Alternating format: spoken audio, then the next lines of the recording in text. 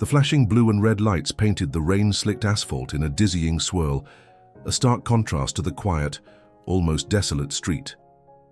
Most nights, this corner of the city was just a shadow, a forgotten stretch between the brightly lit avenues. But tonight, it was the epicenter of something unsettling, something that made the seasoned cop, Officer Michaels, pause. He'd seen a lot in his 20 years on the force, the good, the bad, and the truly ugly. But what he saw now, a small figure huddled under the flickering streetlight, sent a chill down his spine that had nothing to do with the biting November wind. It was a little girl, no more than 8 or 9, her thin frame shivering, her eyes wide and haunted. She was alone, utterly alone, and in her small hands she clutched something that made his gut twist. He'd been on routine patrol, a quiet night, or so he thought, until the dispatch crackled with a vague report. A disturbance, possibly involving a child. The address led him here to this quiet street and now to this child. He approached slowly, his hand instinctively resting on the grip of his flashlight, not his weapon. He knew instinctively that this wasn't a situation that called for force. This was something else, something deeper, something that whispered of broken trust and shattered innocence. "Hey there," he said softly, his voice a gentle rumble against the backdrop of the city's hum. "Are you all right?" The girl didn't answer. She just stared at him, her eyes reflecting the swirling lights, her face pale and drawn. He crouched down, trying to make himself less imposing, less like the uniform that represented authority and perhaps fear. "It's okay," he reassured her. "I'm Officer Michaels. Can you tell me your name?" Still nothing, just that wide, haunted gaze. He noticed the object she was holding. It was a small, crudely drawn picture, a childish rendering of a house, a stick-figure family, and a large, shadowy figure looming in the corner. It was unsettling, to say the least. He tried again, his voice gentle. "Can you tell me what happened, honey? Are you lost?" He watched as a single tear traced a path down her cheek and then another and another. Finally she spoke, her voice barely a whisper, a thread of sound that seemed to be fighting its way through a thick fog of fear. He made me do all this." "He made you do what?" Officer Michaels asked, his heart sinking with a sudden, heavy dread. The words hung in the air, a chilling prelude to something he wasn't sure he wanted to hear. He could see the fear etched into her small features, the way her shoulders trembled, the way her eyes darted around as if expecting someone or something to appear from the shadows. He knew, in that moment, that he was dealing with something far more complex than a lost child. This was a story, a dark story, and he was only just beginning to unravel its tangled threads. He'd spent years on the streets, seen the best and worst of humanity, but there was something about the vulnerability of a child, the sheer helplessness in those wide, frightened eyes that always hit him the hardest. He'd seen the victims of domestic abuse, the lost souls, caught in the crossfire of gang violence, the abandoned and forgotten.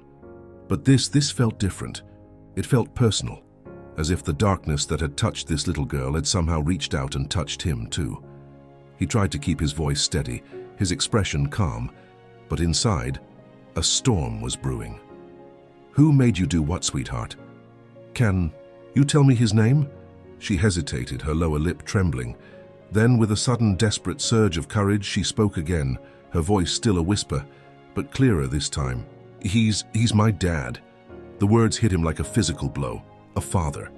The one person who should have been her protector, her safe haven, was the source of her fear, her pain.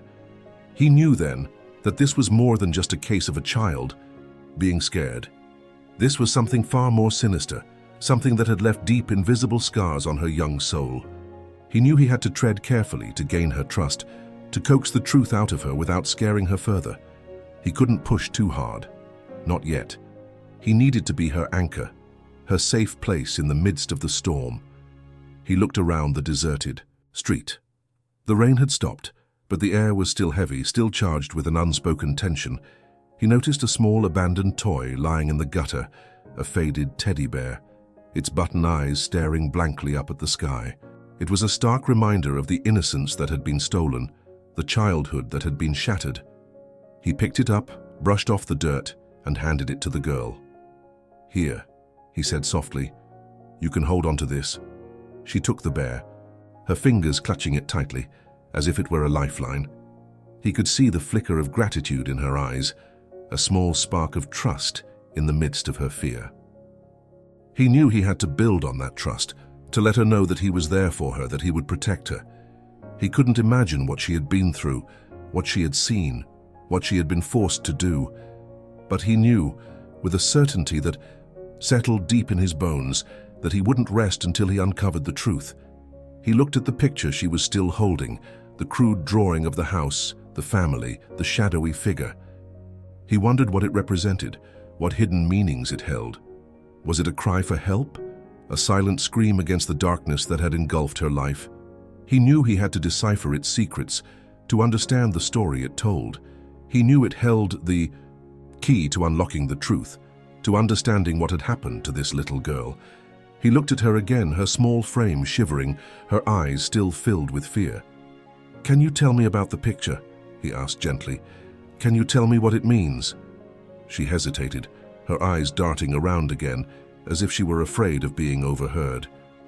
It's our house," she whispered, "and that's him." She pointed to the shadowy figure in the corner. "He's always there, watching." "Watching what?" Officer Michaels asked, his voice low and steady.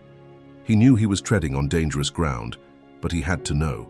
He had to understand the nature of the threat, the darkness that had cast its shadow over this little girl's life. "Watching me," she replied, her voice barely audible. "Watching everything." Air coldness settled over him, a sense of dread that tightened his chest. He knew then that this was more than just a case of abuse.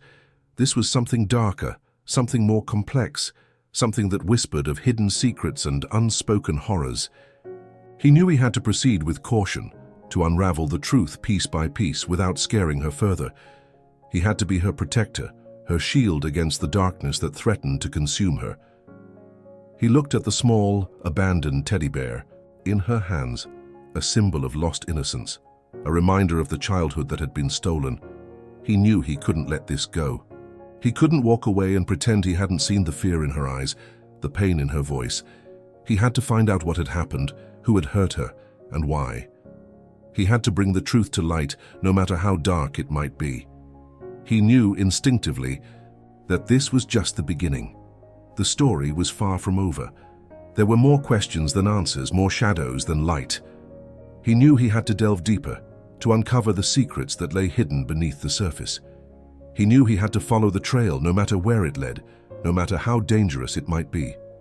He had to protect this little girl, to bring her justice, to give her back the childhood that had been stolen from her. He looked at her again, her eyes still filled with fear, but also with a flicker of hope. He knew he couldn't let her down. He couldn't turn his back on her. He had to be her light. In the darkness, her voice in the silence. He had to be her protector. He had to find out what he made her do. He reached for his radio, his fingers trembling slightly as he pressed the transmit button. "Dispatch," he said, his voice low and steady. "I need backup, and I need someone from Child Protective Services. We have a situation here. A child in distress." He paused, his gaze fixed on the little girl, her eyes wide and haunted. "And I think," he said, his voice barely a whisper, "I think we have a predator." The rain began again. A soft, persistent drizzle, as if the sky itself was weeping for the lost innocence of a little girl and the secrets she carried. The backup arrived quickly, the flashing lights of the patrol cars cutting through the gloom, casting long, distorted shadows across the wet street. Officer Michaels watched as the other officers approached, their faces grim, their movements efficient. He knew they understood the gravity of the situation, the unspoken weight of a child's fear. The social worker from Child Protective Services arrived shortly after, a woman with kind eyes and a gentle demeanor, her presence a calming influence in the midst of the chaos. Officer Michaels briefed her on what he knew, the little girl's whispered words, the haunting picture, the chilling implication of a father's betrayal. The little girl, still clutching the teddy bear, was taken into the back of one of the patrol cars, the social worker sitting beside her, offering comfort and reassurance. Officer Michaels watched as they spoke, the woman's voice low and soothing, the girl's responses barely audible. He knew they were trying to gain her trust, to coax the truth out of her without causing further trauma. He knew it was a delicate dance, a careful balancing act between gathering information and protecting a fragile mind. He turned his attention to the house depicted in the girl's drawing, a small two-story structure at the end of the street. It was dark, the windows like empty eyes staring out into the night. There was an eerie silence surrounding it, a stillness that felt heavy and oppressive. He approached cautiously, his hand resting on the grip of his flashlight, his senses on high alert. He noticed a single light flickering in an upstairs window, a faint yellow glow that seemed to pulse with an unsettling rhythm. He signaled to one of the other officers, and they approached the house together, their footsteps echoing on the damp pavement. The front door was locked, but a quick inspection revealed a broken window pane at the back, a silent invitation, or perhaps a desperate escape route. He entered the house, his flashlight beam cutting through the darkness, revealing a scene of disarray. The furniture was overturned, the walls were marked with dark stains, and a sense of chaos permeated every room. It was a house that had been violated, a home that had been turned into a battleground. He moved through the house, his senses heightened, his mind racing with possibilities. He found a child's bedroom, its walls covered in crayon drawings, its shelves filled with toys. But even here, in this supposed sanctuary, there was a sense of unease. The drawings were dark and disturbing, filled with shadowy figures and menacing shapes. The toys were scattered and broken, as if they had been thrown in a fit of rage. He found a hidden compartment in the back of a closet, a small makeshift space concealed behind a loose panel. Inside, he found a collection of objects that made his blood run cold. A series of crudely drawn maps, each marked with a single red X. A collection of photographs depicting the little girl at various locations around the city. And a small worn notebook filled with cryptic entries, a series of dates and times, each accompanied by a single chilling word: watching. He knew then that this was more than just a case of domestic abuse. This was something darker, something more calculated, something that spoke of obsession and control. He knew he was dealing with a predator, someone who had been watching, waiting, planning. He knew he had to find him, and he had to find him quickly. He returned to the patrol car, where the social worker was still speaking with the little girl. He showed her the objects he had found, the maps, the photographs, the notebook. Her eyes widened, her face pale. This is terrifying," she whispered. "He's been watching her, planning something." Officer Michaels nodded, his gaze fixed on the little girl, her eyes still filled with fear. "We need to find him," he said. "We need to find him now." He looked at the maps, trying to decipher their meaning, to understand the locations, marked with the red X. He recognized some of the places: a local park, a school playground, a shopping mall. They were all public places, places where a child would be vulnerable, exposed. He felt a sense of urgency, a desperate need to act before it was too late. He knew the predator was out there, somewhere, watching, waiting. He knew he had to move, quickly, to follow the trail, to stop him before he could carry out his plan. He looked at the girl, her small figure huddled in the back of the car, her eyes filled with a terror that no child should ever have to experience. He knew he had to protect her, to bring her justice, to give her back the childhood that had been stolen from her. The sense of urgency grew, a cold knot in his stomach. The city, normally a place of noise and bustle, now felt like a hunting ground, a place where something terrible was about to happen. He knew he was in a race against time, a race to find a monster.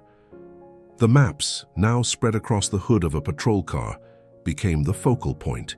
Officer Michaels, alongside Detective Ramirez, a seasoned investigator with a sharp eye for detail, scrutinized each one. The red X marks, though seemingly random at first glance, began to form a pattern. They weren't just public places, they were places the little girl frequented. The park was where she played after school, the playground where she spent her weekends, the mall where she went with her mother, before everything. Detective Ramirez pointed to one of the maps. "Look at this," she said, her voice low. The times marked in the notebook correspond with the times she was at these locations.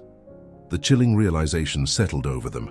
The father hadn't just been watching, he'd been documenting, meticulously recording his daughter's movements. The social worker, Miss Evans, joined them, her face etched with concern. "We've managed to get a little more from her," she said, her voice soft. "She's very scared, but she's starting to open up. She mentioned a special game her father made her play. He would tell her to go to these places, and he would watch her from afar. If she did what he told her, she was a good girl."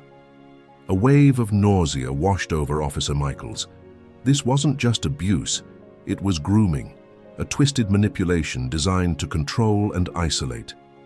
The special game was a rehearsal, a preparation for something far more sinister. They needed to find the father, and they needed to find him now. A citywide alert was issued, his description broadcast across police radios and news channels. His name, Jonathan Miller, flashed across screens, accompanied by a grainy photograph, a man with hollow eyes and a thin, unsettling smile. The search was on, but the city was vast, a labyrinth of streets and alleyways, a million hiding places. Meanwhile, back at the precinct, Detective Ramirez delved into Jonathan Miller's background. What she found was a history of instability, a string of failed jobs, and a restraining order from the girl's mother issued months before. The mother, Sarah Miller, had been living in a shelter, trying to rebuild her life, unaware of the extent of the danger her daughter was in. Detective Ramirez tracked her down, her voice trembling as she relayed the news. Sarah's reaction was a mix of horror and a desperate, bone-deep fear.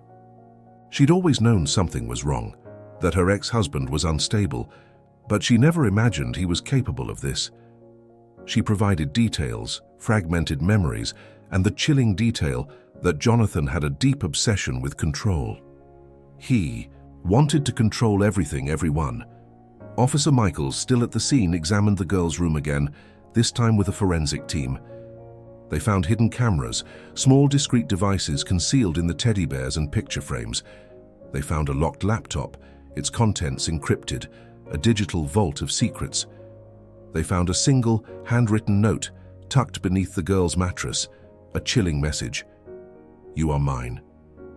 The note, the cameras, the meticulously documented movements. It all pointed to a predator with a twisted sense of ownership, a man who saw his daughter not as a child, but as a possession. The special game wasn't just a game. It was a ritual, a way to exert control, to instill fear. The red X marks weren't just locations. They were markers on a map of his obsession, a roadmap to a dark destination. The tension mounted with each passing hour. The city held its breath, the search intensifying. Every shadow, every corner, every face became a potential threat. The little girl, now in the care of Child Protective Services, was safe, but the knowledge that her father was still out there, lurking, watching, cast a long, dark shadow over her. Officer Michaels felt a sense of urgency, a desperate need to bring this to an end. He knew that time was running out, that the predator was closing in, and that the next move could be his most dangerous yet. The city felt like a trap, and they were all running out of time. The encrypted laptop, a digital fortress of secrets, became the new focus. Tech specialists worked tirelessly, their fingers flying across keyboards, attempting to crack the complex code. Hours blurred into a tense, silent vigil. Detective Ramirez, her eyes bloodshot, her face drawn, watched the progress, her mind racing with possibilities. What hidden truths lay within those encrypted files? What dark secrets were waiting to be unearthed? The tension in the room was thick, palpable, a silent countdown to a potential breakthrough. Meanwhile, Officer Michaels, fueled by a restless energy, revisited the locations marked on the maps. He walked the same paths the little girl had walked, trying to see the world through her eyes, to understand the fear that had consumed her. He noticed subtle details, the way a particular tree offered a hidden vantage point, the shadows cast by a building at a specific time of day. He imagined Jonathan Miller, lurking in the shadows, watching his daughter, his eyes filled with a twisted sense of satisfaction. The thought made his blood boil. The citywide search continued, A network of officers scouring every corner, every alleyway, every abandoned building. They checked homeless shelters, bus stations and train depots, any place where a man on the run might seek refuge. But Jonathan Miller remained elusive, a ghost in the machine, a predator lurking in the shadows. The fear was growing, a palpable sense of dread that hung heavy in the air. The feeling that he was close, too close. Then, a breakthrough. The tech team managed to crack the encryption, revealing a trove of disturbing files. Videos, countless videos of the little girl, filmed from hidden cameras, capturing her every move, every expression, every moment of vulnerability. The videos were meticulously organized, categorized by date and location, a chilling testament to Jonathan Miller's obsession. There were also documents, detailed plans, maps of other locations, marked with new red X marks, each one accompanied by a chilling note. Next stage. The next stage. What did it mean? What was Jonathan Miller planning? The question hung heavy. In the air, a dark cloud of uncertainty. Detective Ramirez, her face grim, analyzed the new locations. They were more isolated, more secluded. Places where a child could be easily concealed. A deserted warehouse on the outskirts of the city, an abandoned cabin in the woods, a secluded beach at the edge of the coastline. The realization hit them like a physical blow. Jonathan Miller wasn't just watching, he was preparing to take his obsession to the next level. Officer Michaels felt a surge of adrenaline, a desperate need to act. They were running out of time. He looked at the new maps, trying to decipher Jonathan Miller's pattern, to anticipate his next move. He noticed a recurring theme: water, the beach, the warehouse near the river, the cabin near the lake. He remembered the little girl's drawing, the shadowy figure looming in the corner, and a chilling thought crossed his mind. Jonathan Miller wasn't just obsessed with control.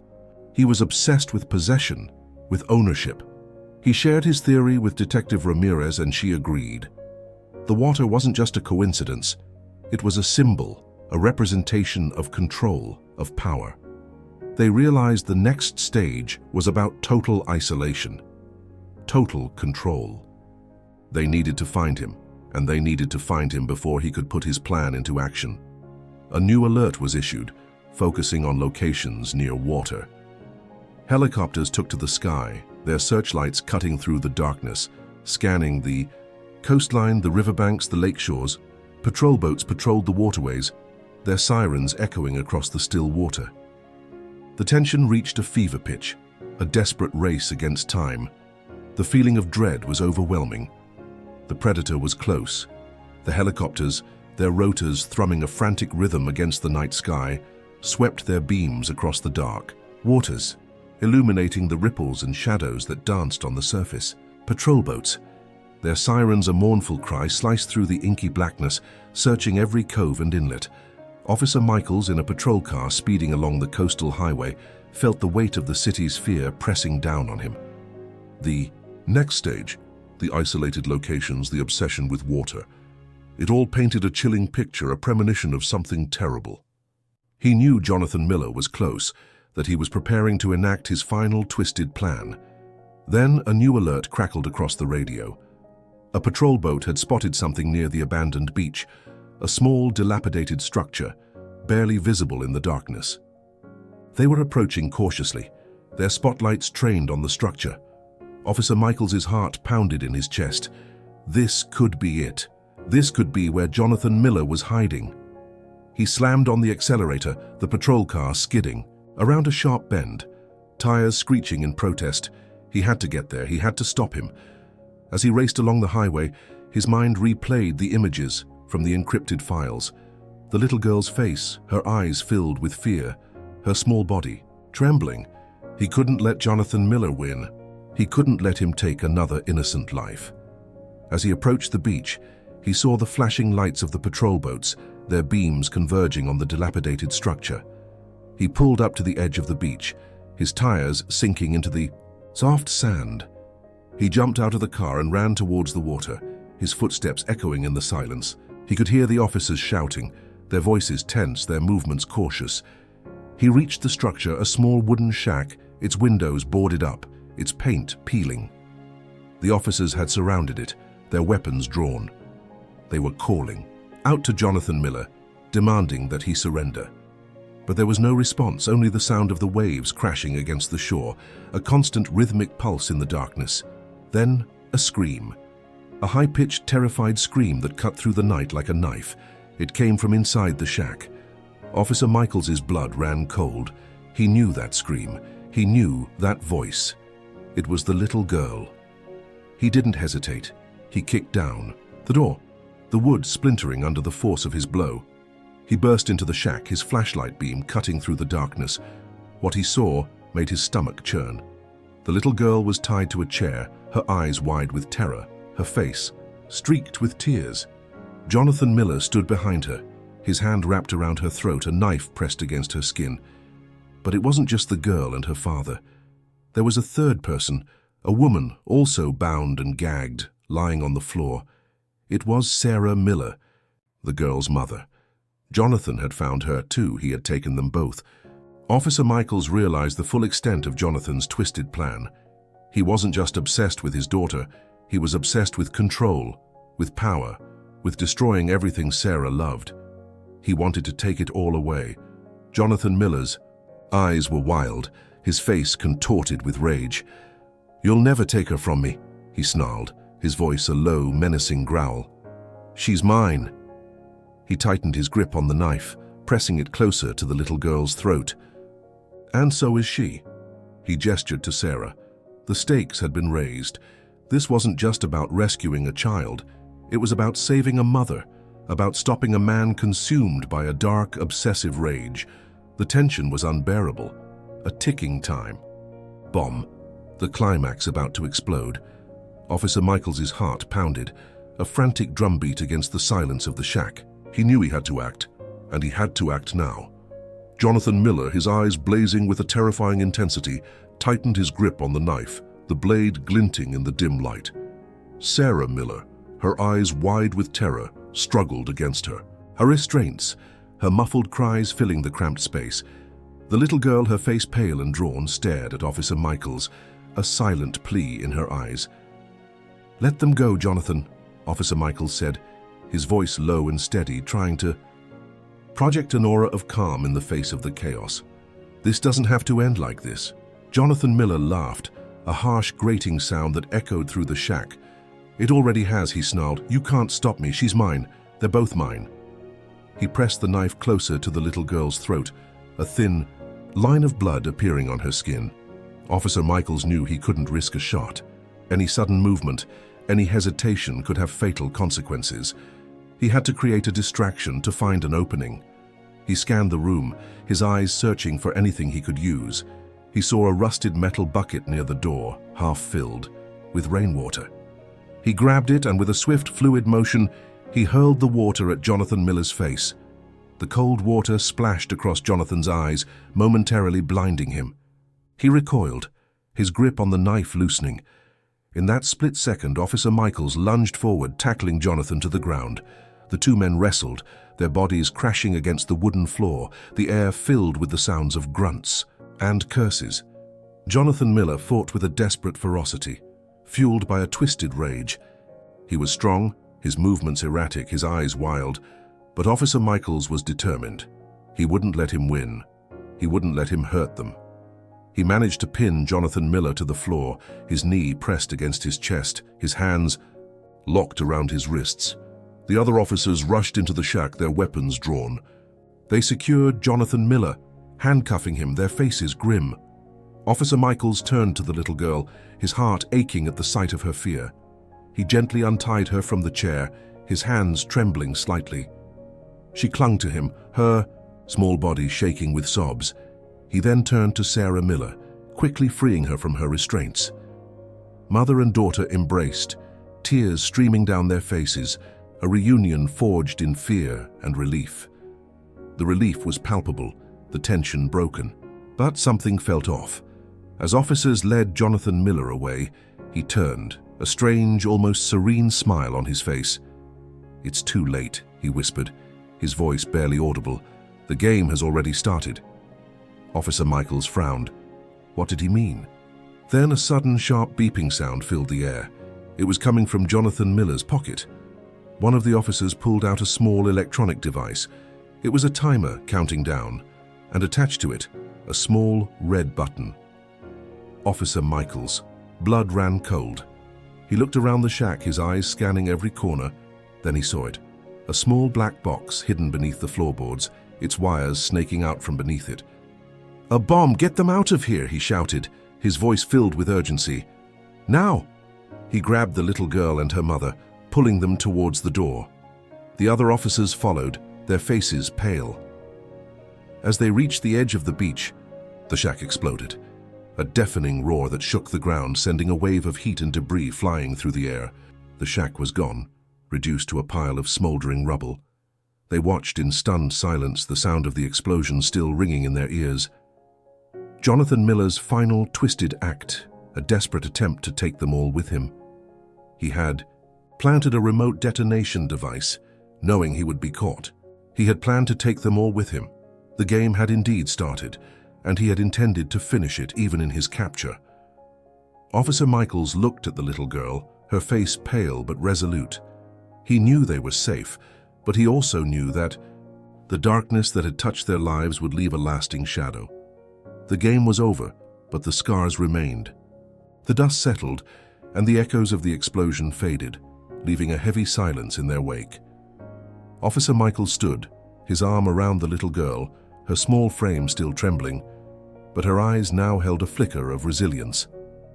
Sarah Miller held her daughter close, her tears a mix of relief and lingering fear. The scene was a stark reminder of the fragile line between safety and terror, the thin veil that separated a normal life from a nightmare. The aftermath was a blur of activity. Forensic teams combed the wreckage, searching for any remaining evidence, any lingering clues to Jonathan Miller's twisted mind. Detectives interviewed witnesses, piecing together the timeline, trying to understand the depths of his obsession. The social worker, Miss Evans, stayed close to the little girl, offering comfort and support, helping her navigate the trauma that had shattered her world.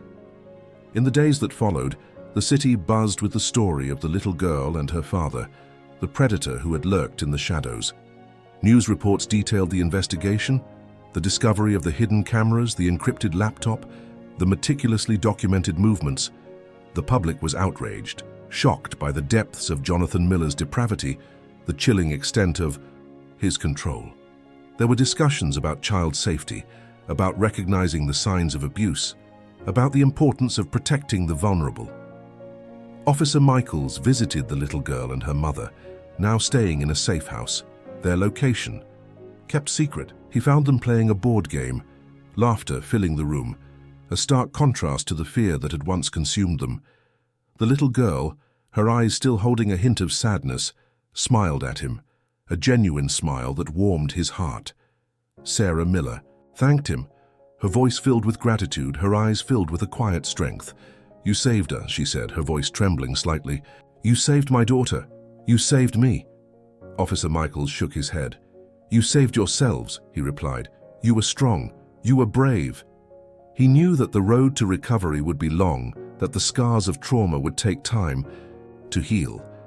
But he also knew that they had each other, that they had found a strength they never knew they possessed. The investigation revealed the full extent of Jonathan Miller's planning. He had been meticulously documenting his daughter's life for years, slowly isolating her, grooming her for his twisted plans. He had been watching, waiting, preparing for the next stage, a stage that would have taken her away from everything she knew, everything she loved. The bomb, it was a final act of control, a way to ensure he had the last say even in his defeat. The case served as a stark reminder of the dark corners of the human mind, the depths of obsession and control. It highlighted the importance of vigilance, of recognizing the signs of abuse, of protecting the innocent. It underscored the power of resilience, the strength of the human spirit to overcome even the most horrific of circumstances. Officer Michaels reflected on the case, on the little girl's haunting eyes, on the chilling words she had whispered. "He made me do all this." He knew that those words would stay with him, a constant reminder of the darkness he had faced, the lives he had saved. He also knew that they represented something more, a call to action, a reminder of the responsibility to protect the vulnerable, to shine a light on the shadows. The city began to heal, the fear slowly fading, replaced by a sense of resilience. The little girl and her mother started a new life, a life filled with hope and the promise of a brighter future. Officer Michaels returned to his duties, his resolve strengthened, his commitment to justice renewed. He knew that there would always be darkness in the world, but he also knew that there would always be light, a light that shone through the courage of survivors, the dedication of those who protect, and the unwavering belief in the power of hope. And that was a game no monster could ever win.